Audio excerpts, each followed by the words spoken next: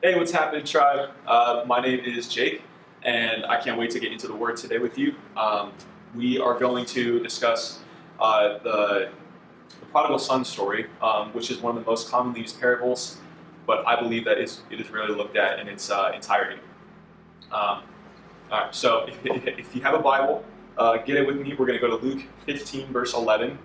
And while you're doing that, this is going to be a three-part series. The first week, I'm going to talk about the younger brother, and then in the next week, I'm going to talk about the older brother, and then in the next week, I'm going to talk about how that all ties back in with Jesus.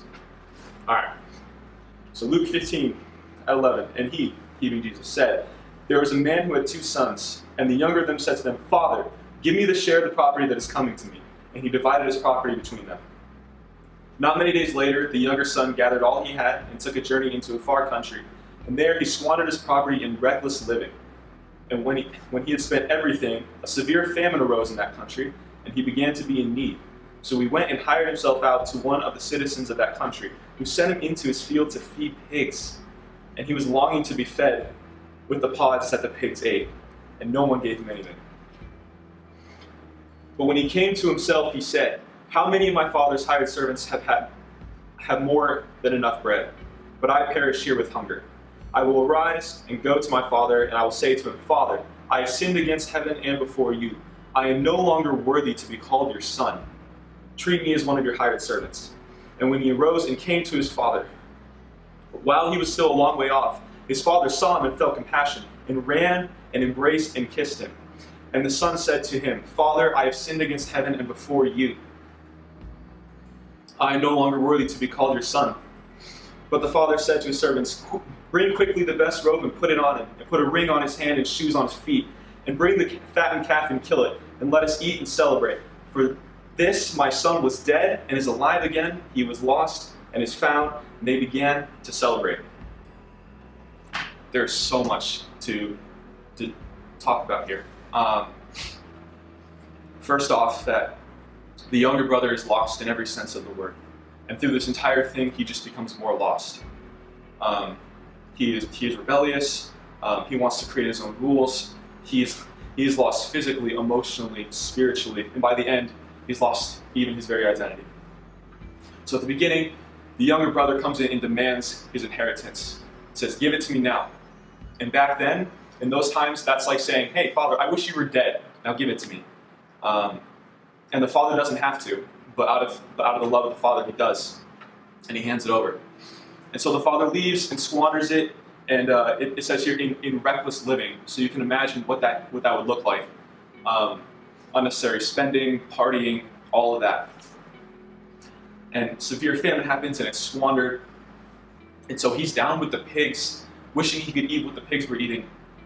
And in that, he finally comes to his senses, and he recognizes what he did was wrong, and that he needs to go back to his father.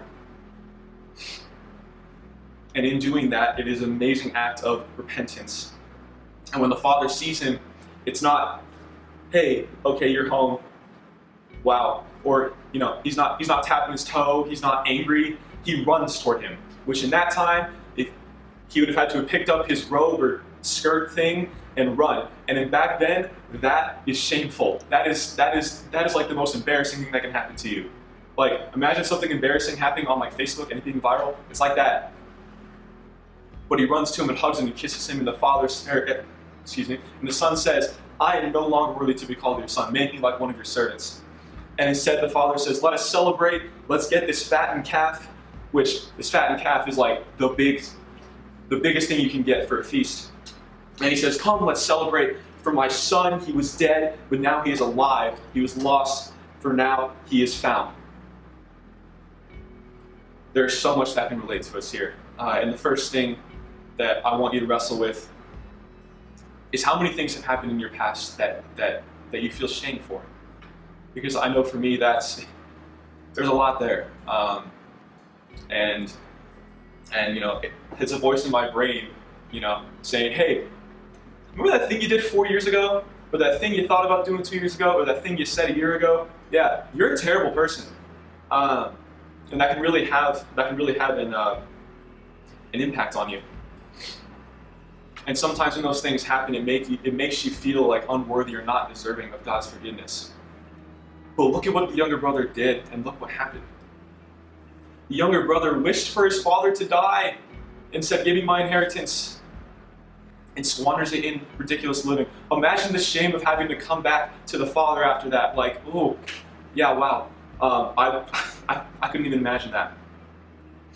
But in that act of repentance of coming back, the father not only just forgives him, he runs to him, embraces him, and says, "You were lost, and now you are found."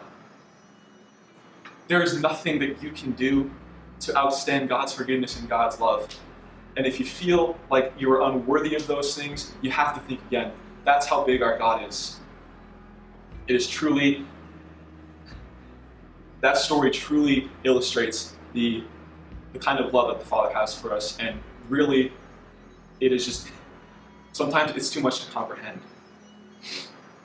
And so just be thinking about those things throughout the day, because it makes a huge difference.